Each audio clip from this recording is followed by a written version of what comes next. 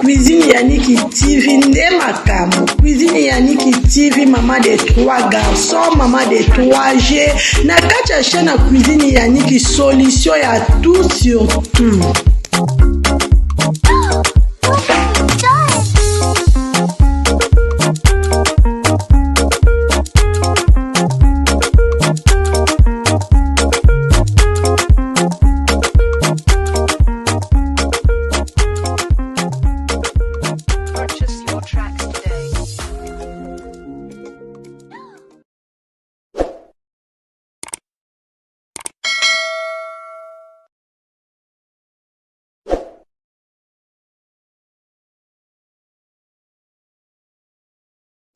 Bonjour la famille, bonsoir, ça dépend Eric Okuté la bino partout besoin eza Cuisine Yannick TV aye Cuisine Yannick TV akapamba te ba vrai na fongoli caméra na pona mimela bino émission kitoko na mukolo alelo Cuisine Yannick azosala toujours musala na bomo na miniature wana bijou la reine kati ya Paris na mukolo alelo en tout cas topesi merci na Seigneur Cuisine Yannick azolala azosala toujours musala na pona ba vrai pona ba abonné na bozala toujours informé bijou na kati ya France na capitale ya France na kati ya Paris Ndemakamo. En tout cas to sepeli makasi na koya bijou la reine to yambie na kati ya poto. En tout cas yango to koti poto informer na bandeko nyonso o bakolanda image bakolanda vidéo au Cuisine Yannick alobaka avec précision ba image eza ba vidéo eza bino moko bokolanda bien koleka Cuisine Yannick TV neka na informer bino ke bijou la reine aza na kati ya Paris nzamba lola apambola nzamba lola batela ba séjour na kitoko soki pe akotikala na kati ya Paris parce que pona mbali na ye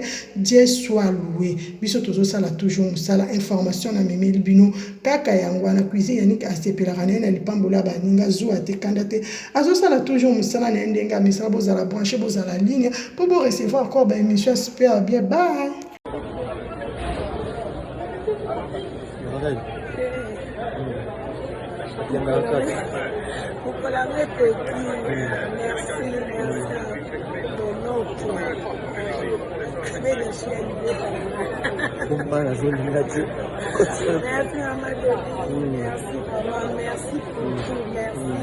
Merci à Patrick.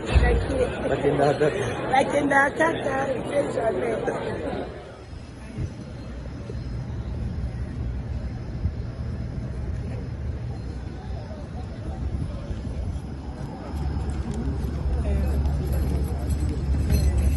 Vidéo bandit. Bayo. La matite. La matite. Bakenda kaka, bakenda pas jamais. Bakenda kaka yango.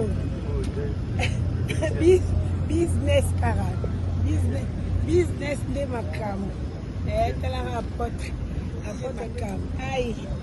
Vas-y wapi. 20e tour ezali.